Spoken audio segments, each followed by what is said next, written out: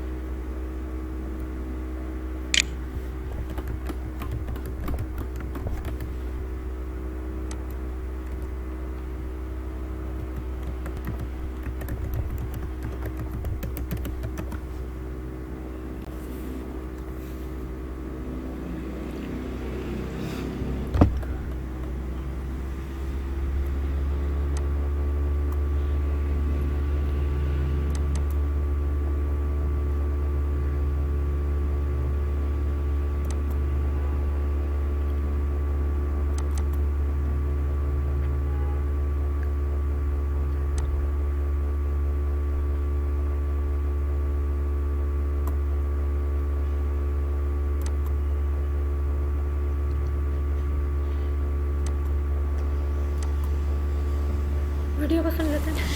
Genetic drift. Dear students, in previous module we were discussing about genetic drift.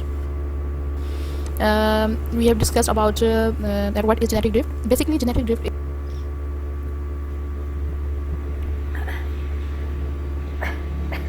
is the phenomenon of changes in the frequency of alleles. It means that variants of a gene in a population of organisms due to chance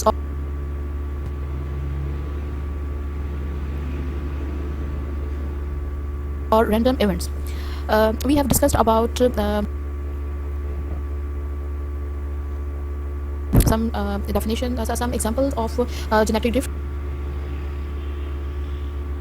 To explain it now in this module, you will learn about difference between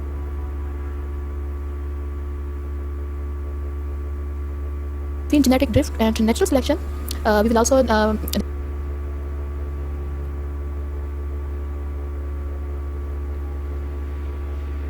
discuss about the difference between genetic drift and gene flow. So first of all,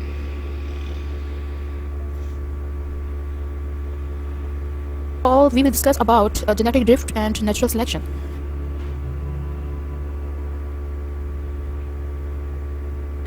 Genetic drift is converse of natural selection. Natural selection show the positive changes in the genome that may give its possessor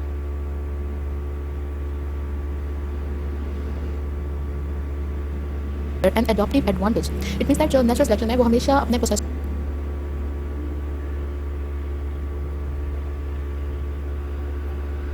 को positive change देती है, जिसकी वजह से उसका जो उसको ज़्यादा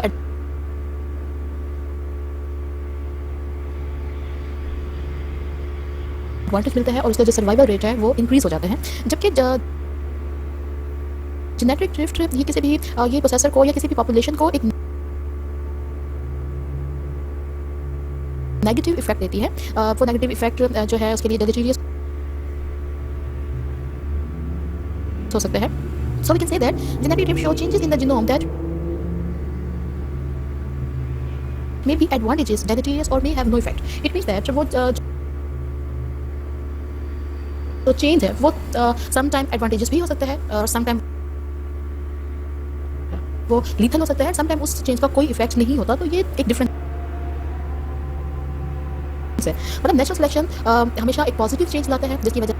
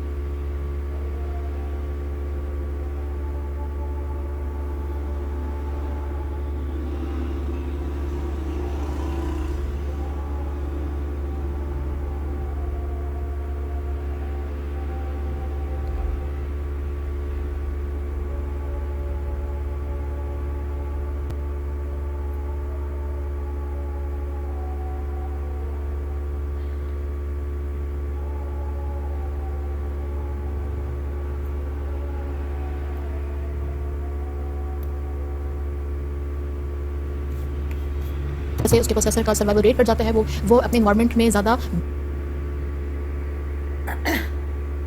बेटर वे से अडॉप्ट करता है। जबकि जेनेटिक ड्रिफ्ट डिफरेंट टाइप की पॉसिबिलिटीज देते हैं। इसके चेंजेस लीथल हो सकते हैं, एडवांटेजेस हो सकते हैं, समटाइम इन चेंजेस का पॉपुलेशन पर कोई इफेक्ट नहीं होता। Natural selection is responsible to organisms environmental changes. Genetic drift is completely random and is solely based on luck. It means that natural selection जो है वो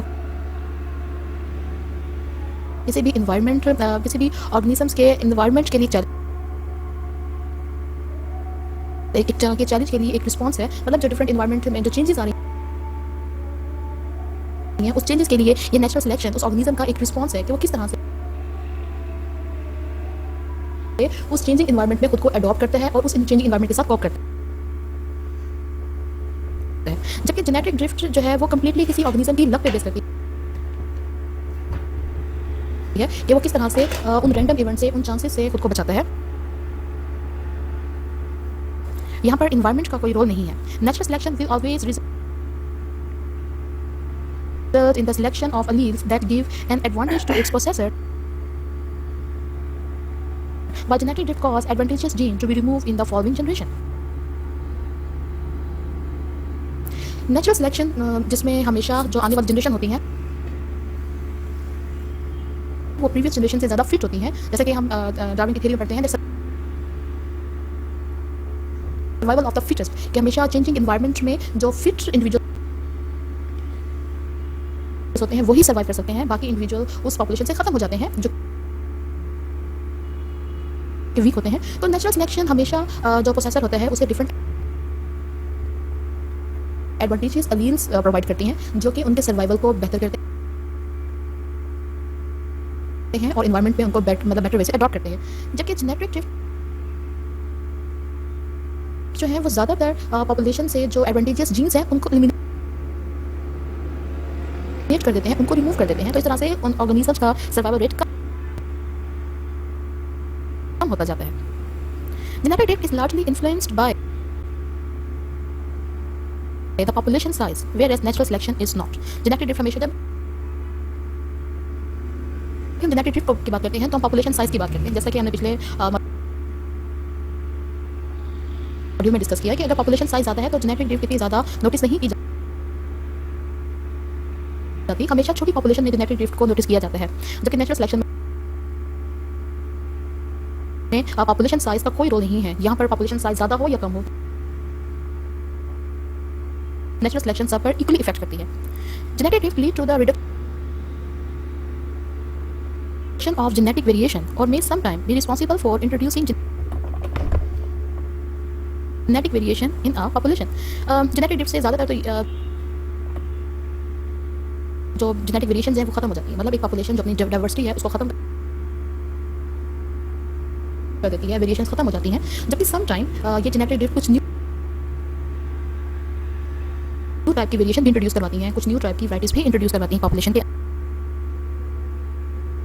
अंदर। जबकि नेचुरल सिलेक्शन के हमेशा एक पॉपुलेशन के अंदर जो डिफरेंट जेनेटिक वेरिएशन है उनको इंट्रोड्यूस करवाते हैं। In this slide, dear student, you will learn about the difference between genetic drift and gene flow. Gene flow is basically movement of gene from one population to another population. Gene flow occur via mixing of genes with other population, while genetic drift takes place when the allele frequency is changed between two generations of our population. So here is the difference. That gene flow is a mixing of gene within with other population, while genetic drift it is also a change allele frequency which is between two generations of a population. Genetic drift takes place between two generations, whereas that gene flow takes place between two populations. It's the main difference between these two phenomena. That genetic drift always takes place between two generation, while gene flow, as we have discussed earlier, that gene flow is the movement of genes or the flow of genes or the transfer of genes from one one generation to the other, from one population to the other population. तो इसमें दो population के दरमियान jeans का flow है, जबकि genetic drift में जो है ये फिनोमिना दो जनरेशंस के दरमियान है. Genetic drift occurs in only one species, while gene flow could take place between either two populations or two species. Physical barrier matter for gene flow but not for the genetic drift. Barrier हम किसी भी ऐसी चीज़ को कह सकते हैं जो कि इन जीन फ्लो की या इन जीन्स की ट्रांसपोर्ट में हर्डल क्रिएट करे. ये बैरियर्स नेचुरल बैरियर्स भी हो सकते हैं. अगर नेचुरल बैरियर्स की बात करें तो इसमें हम डिफरेंट ओशंस की बात करते हैं, इस तरह से डिफरेंट माउंटेन्स, जिसकी वजह से एक साइड के ऑर्गेनिजम्स दूसरी साइड और पॉपुलेशन दूसरी साइड पर मौजूद पॉपुलेशन की तरफ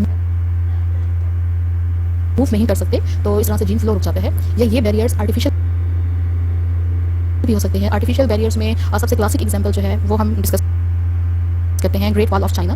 इसके साथ ही डिफरेंट टाइप के जो डैम्स हैं, जो बैराज हैं, ये भी एक बैरियर का रोल प्ले कर रहे हैं. तो ये बैरियर जीन फ्लो को इफेक्ट करते हैं, जीन फ्लो के लिए हर्डल क्रिएट करते हैं, उसको रोकते हैं. जबकि जेनेटिक ड्रिफ्ट पे ये बैरियर्स किसी तरह से कोई मतलब इफेक्ट नहीं करते. So dear students, in this module you have learned about difference between different phenomena. It means that difference between genetic drift and natural selection. You have learned about it, how these two universal phenomena are different from each other, that how genetic diversity is reduced due to genetic drift, and how genetic diversity is increased due to natural selection. You have learned about the population size which affect these two phenomena.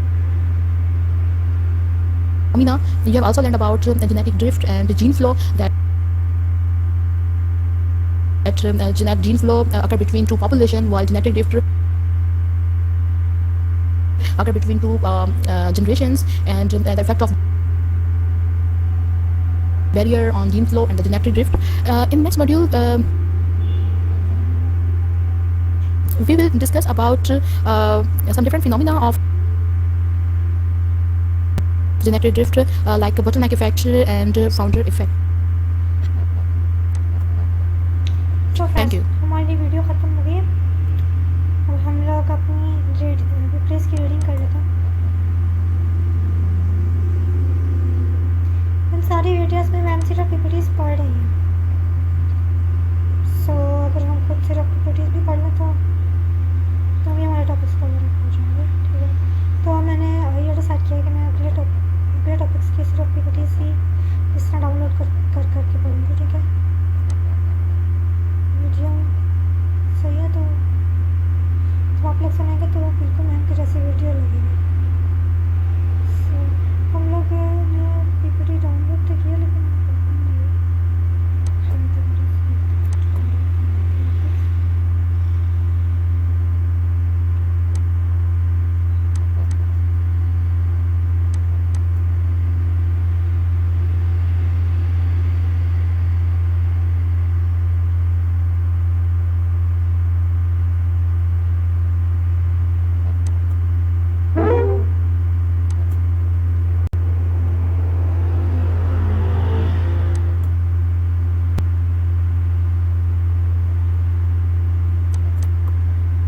genetic drift 2 और genetic drift learning objectives.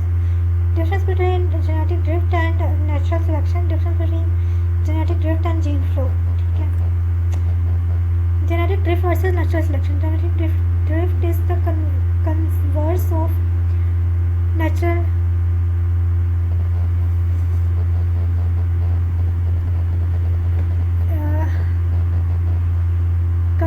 of natural selection. Natural selection shows the positive changes in the genome that may give its possessor an adaptive advantage. Genetic drift shows changes in the genome that may be advantageous, deleterious, or may have no effect. Okay. Natural selection is responsible to and can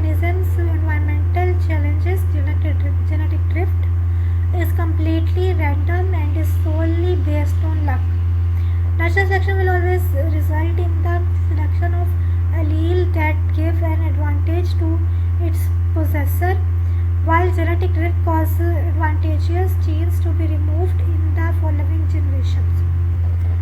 सही होगा। उसके बाद में genetic drift versus natural selection, इसमें है genetic drift is largely influenced by the population size whereas natural selection is not। ठीक है, ये सारा का सारा उसका डिफरेंस आ गया।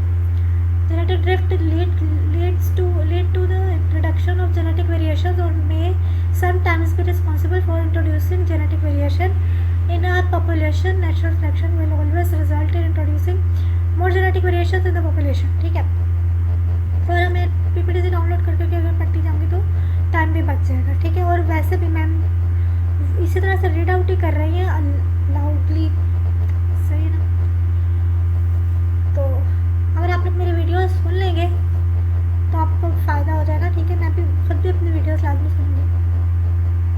ठीक है, क्योंकि आप लोग को मैं काफ़ी बार बताया कि ये मेरा भी यही सब्जेक्ट है, मैं भी यही कुछ स्टडी कर रही हूँ।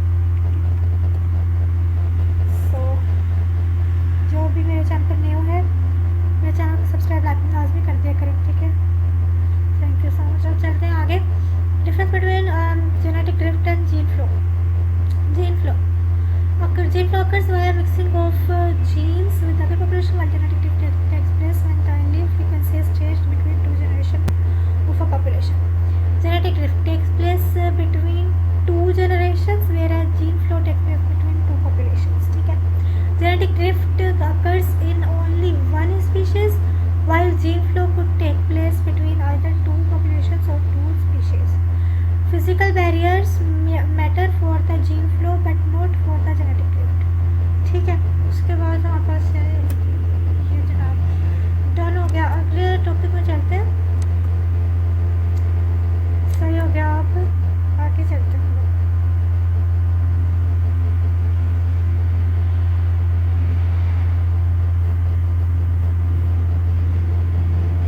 पीडीएफ को डाउनलोड कर लेंगे और इनका पढ़ लेंगे।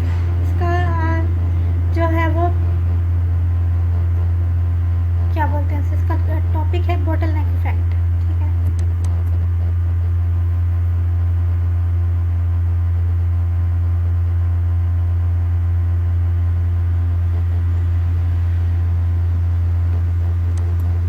सो आगे चलते हैं हम लोग। बॉटल नेक इफेक्ट।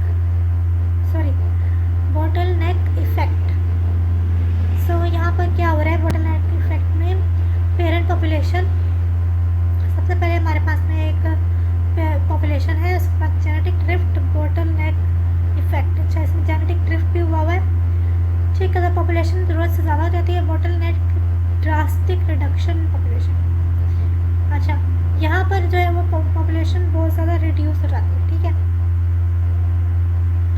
अच्छा, एक पॉपुलेशन है वो बहुत ज़्यादा रिड्यूस हो रही है। ठीक है, सर्वाइविंग इंडिविजुअल, उसमें से जो इंडिविजुअल बचते हैं वो जो सर्वाइव कर पाते हैं, किसी भी वजह से रिडक्शन होती है और रिडक्शन के बाद जो सर्वाइव कर पाते हैं वो इतने थोड़े से बच जाते हैं। उसके बाद नेक्स्ट जनरेशन उनसे बन जाती है फुल कंप्लीट। ठीक है,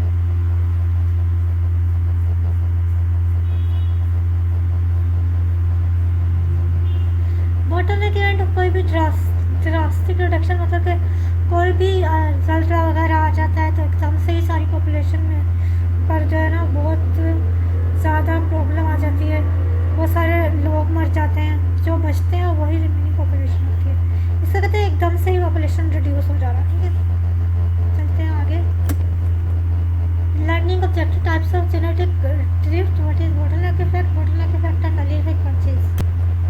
Bottleneck effect, founder effect. The bottleneck effect is a sharp lowering of a population's gene pool because of an environmental or human-caused change। ठीक है, जैसे कि अर्थक्वेक हो जाता है, फ्लडिंग हो जाती है, और उसके अलावा भी काफ़ी सारे इश्यूज हो जाते हैं ना, कि मतलब कहीं आग लग जाती है किसी एरिया में। ठीक है, इस तरह से it is an extreme example of genetic drift that happens when the size of a population is severely reduced. Events like natural disasters, earthquake, floods, fires can decimate a population, killing most individuals and leaving behind a small random assortment of survivors। ठीक है, बहुत simple बात है। सही, original population ये थी, इसके ऊपर अटैक हो गया, उसके बाद उस अटैक के बाद एकदम से ही बहुत ज़्यादा वाला ज़बरदस्त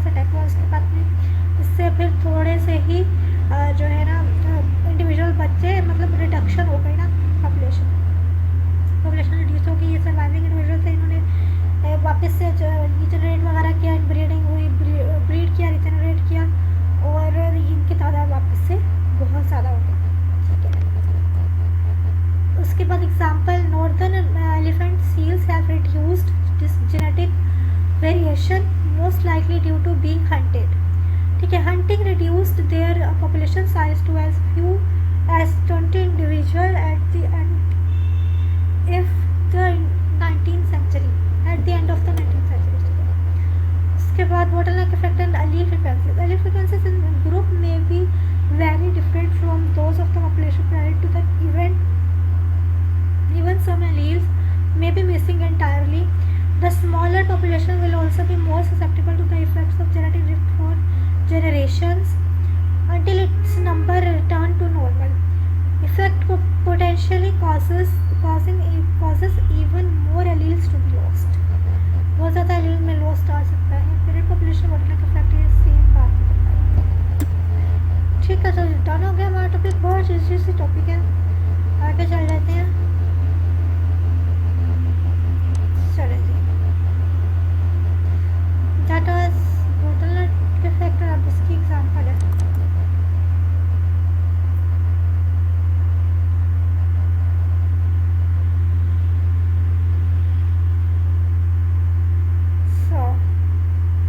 चलते हैं आगे. bottleneck effect examples. ठीक है. In human evolution, it is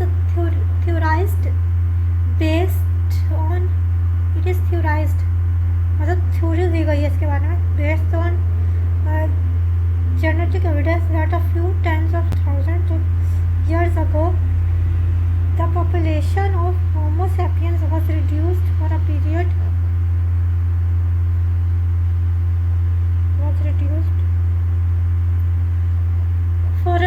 to a few thousands or tens of thousands of people. Such a bottleneck would explain the extremely low level of genetic diversity found within our species when contrasted with others such as chimps.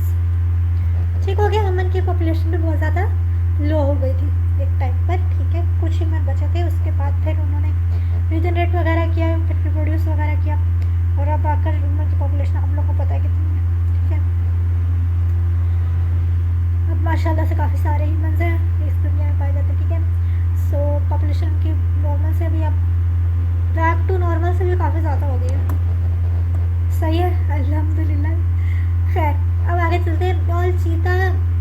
All चीता shared a small number of alleles less than 1% diversity as if all cheetahs are identical twins. Bottleneck effect. 10,000 years ago, ice age, last 100 years, poaching and loss of habitat. इसकी वजह से क्या हुआ था?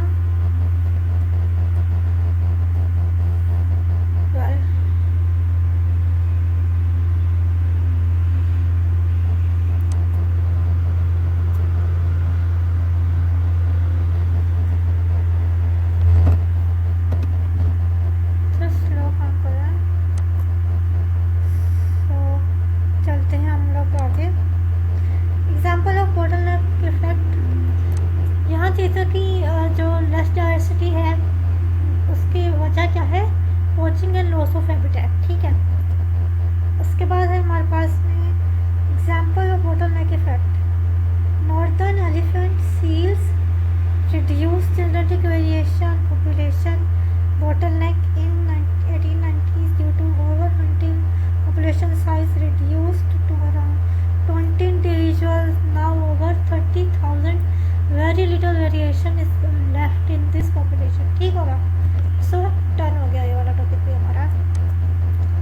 This was topic number 36. आगे चलते हैं हम लोग. टॉपिक नंबर 37 पीपीटी डाउनलोड करते हैं. इसका नाम है फाउंडर इफेक्ट. सही है, हम पीपीटी को खोल लेते हैं और इनको पढ़ लेंगे.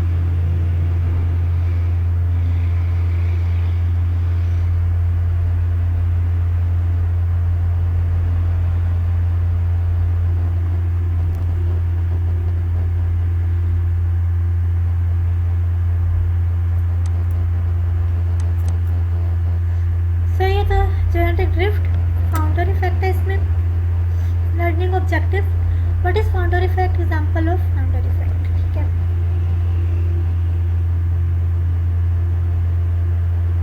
Founder effect in population genetics.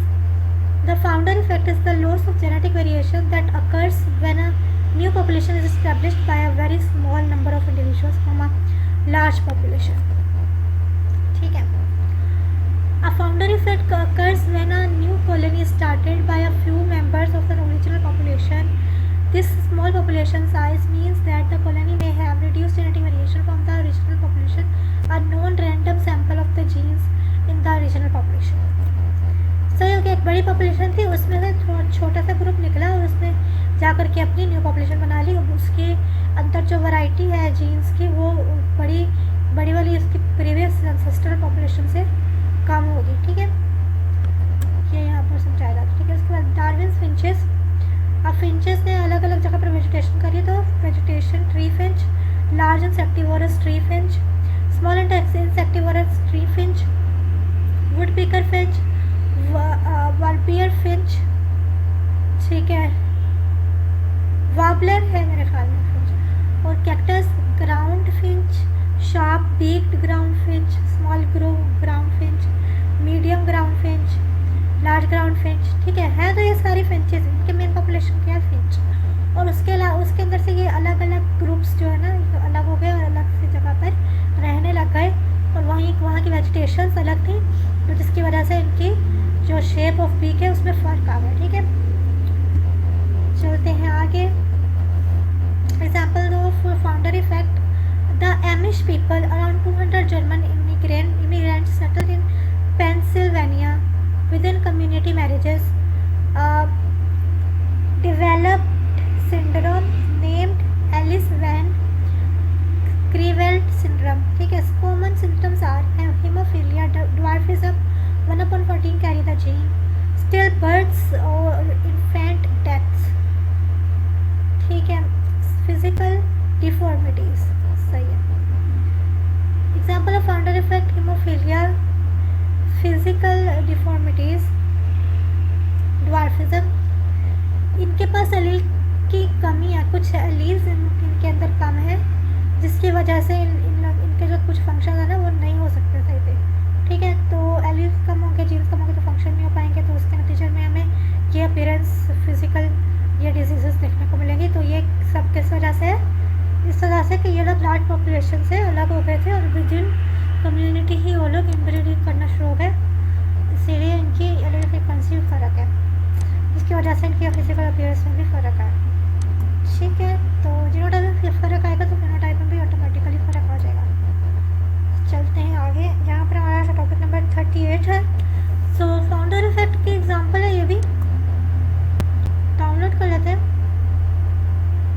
और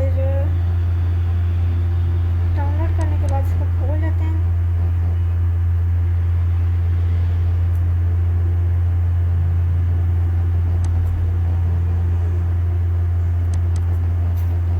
तो ये हमारा फाउंडर इफेक्ट. ठीक है, सिकल सेल डिजीज.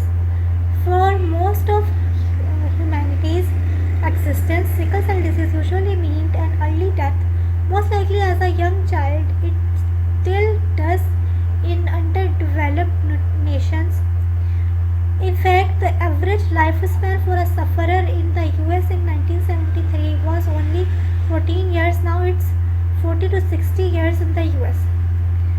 ठीक है, the cause of this disorder, genetic changes mean to protect against malaria. As a result, those who suffer from sickle cell disease overwhelmingly come from tropical areas or places where malaria is common. ठीक है, Meleda disease.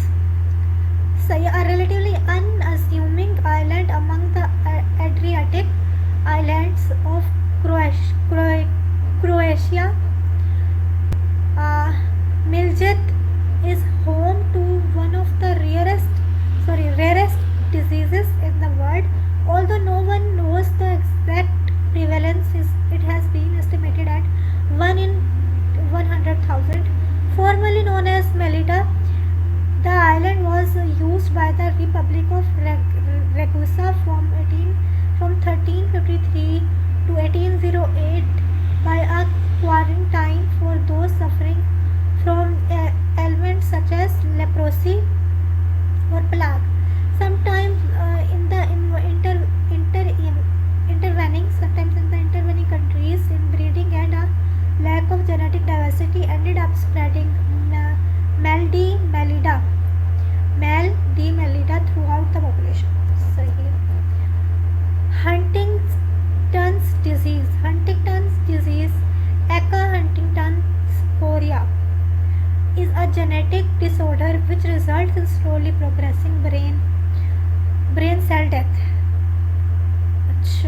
brain cell death, slowly progressing brain cell death. सही हो गया. There are two distinct populations in which the disorder occurs much more often. The first group is the Afrikaner population of South Africa. ठीक है. The second group is the residents of the Lake Maracaibo region of Venezuela. ठीक है. Retinitis pigmentosa. ठीक है. A group of genetic disorders which affect the cells in the retina. Retinitis pigmentosa often results in difficulty seeing at night as well as other forms of partial blindness. Eventually most sufferers lose nearly all their sight, often presenting as a severe form of tunnel vision. ठीक है. Often presenting as a severe form of tunnel vision. Sorry. Retinitis pigmentosa affects as many as 1 in 4,000 people. However, one small subset of people has a much higher rate of occurrence. Ashkenazi Jews. So,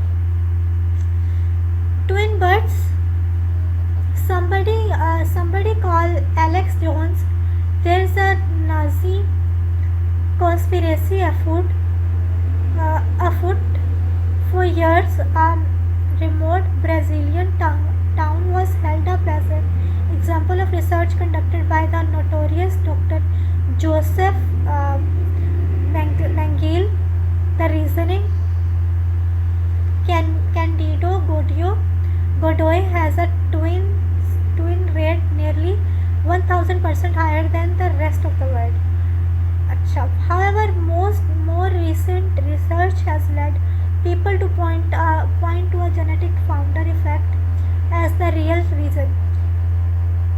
The small town of around 6,000 was formed by a small number of families, specifically German immigrants. Alice Van Creveld syndrome. Through this particular syndrome isn't exclusive to the old order Amish of Pennsylvania. It is usually prevalent among them. For the general population, it only occurs in 1 in 60,000 to 200,000 births. For the Amish, it is many times more common than that. The reason: around 200 German immigrants formed the initial settlement in the 18th century. Also, they tended to marry within their own community, failing to see the pitfalls concerning genetic diversity. सही हो गया है. तो यहाँ पर हमारा topic हो गया कंप्लीट. हम लोग चलते हैं आगे. सही है. तो हम लोग चलते हैं आगे.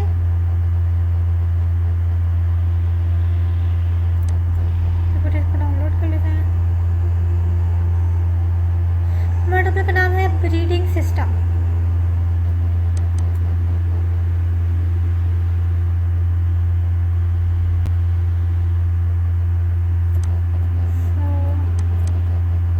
Breeding system. Learning objective: what is breeding? Pure breeding, inbreeding, outbreeding, line breeding, cross breeding. Say, breeding system. A breed is a group of domestic animals with a homogeneous appearance, behavior and other characteristics that distinguish it from other animals. ठीक है. Pure breeding. Pure breeding is the mating of males and females of the same breed or type. Pure breed flock can be managed as a single flock because all animals are often of the same breed. The goal of pure breed sheep production is to provide superior genetics seed stock to the commercial sheep industry. Inbreeding. Inbreeding is a system of breeding in which closely related animals are mated. Technically, inbreeding is defined as the mating of animals more closely related than the average relationship within the breed or population concerned. The primary genetic consequence of inbreeding is to increase the frequency of pairing of similar genes. ठीक है. Outbreeding is the mating of animals of same breed but which have no closer relationship than at least 4 to 6 generations. Outbreeding is the recommended breeding practice for most purebred sheep breeders.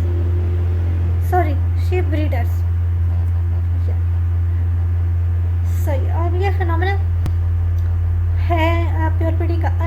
A dominant allele, small है recessive डिलीटेरियस allele. ठीक है. उसके बाद में capital small है, capital है, capital है. सही. ये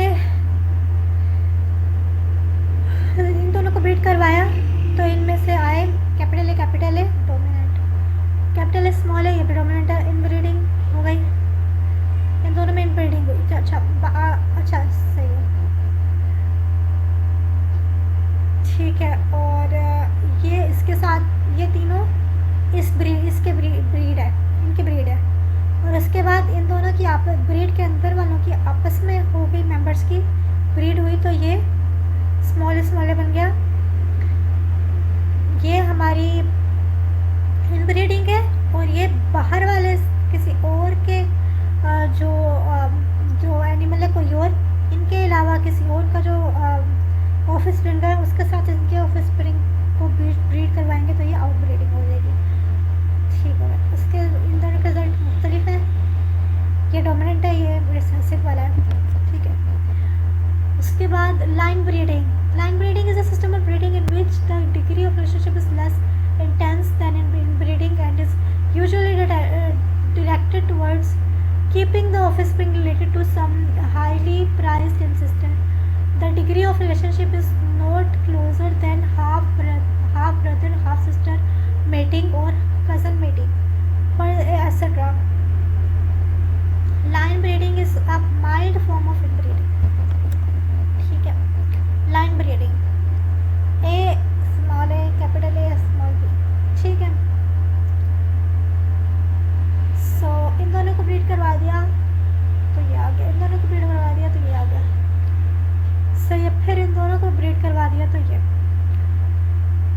सही. ये एक फैमिली है, ये दूसरी फैमिली है.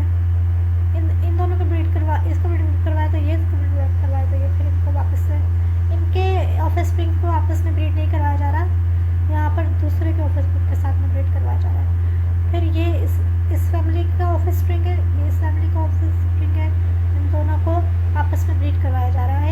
इनको आपस में फिर ये मुख्तलिफ है, ये एक ही माँ बाप के बच्चे नहीं है, ये अलग अलग माँ बाप के बच्चे. इन दोनों को ब्रीड करवाया जा रहा है तो ये हमारे पास ऑफस्प्रिंग आ जाता है. सही होगा. Cross breeding is the mating of animals of different breed composition of types. ठीक है. However, it does not denote indiscriminate mixing of breeds, but rather it is a systematic utilization of different breeds resources to produce crossbred progeny of a specific type. Crossbreeding is used extensively in the commercial sheep industry and the majority of slaughter lambs are crossbred. ठीक है. ये अलग अलग तरह के हैं, मतलब ये अलग स्पीशी का, ये अलग स्पीशी का है. ठीक है. और इन दोनों को क्रॉसब्रीड करवा दिया तो ये हमारे पास रिजल्ट आ जाएगा. सही है. सो आगे चलते हैं.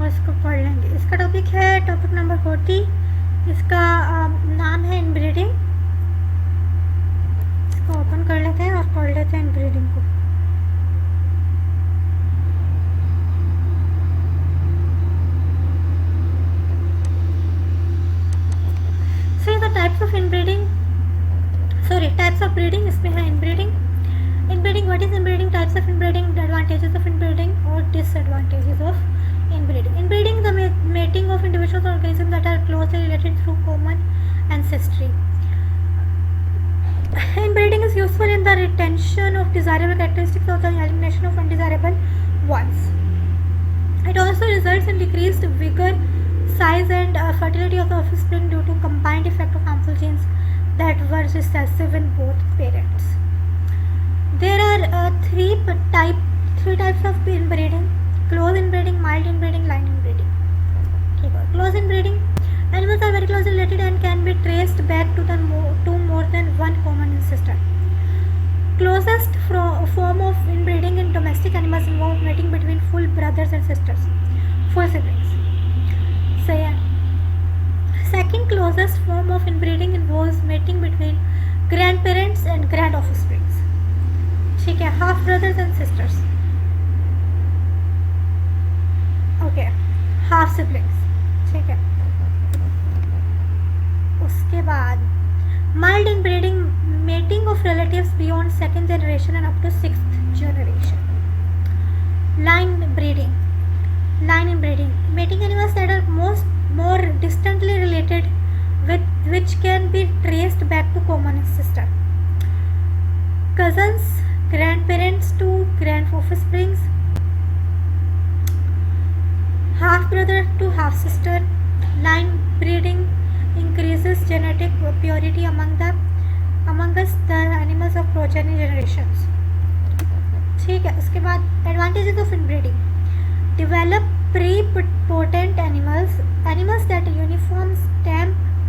uniformly stamp their characteristic on their progeny. Inbreeding uncover genes that produce abnormalities or death.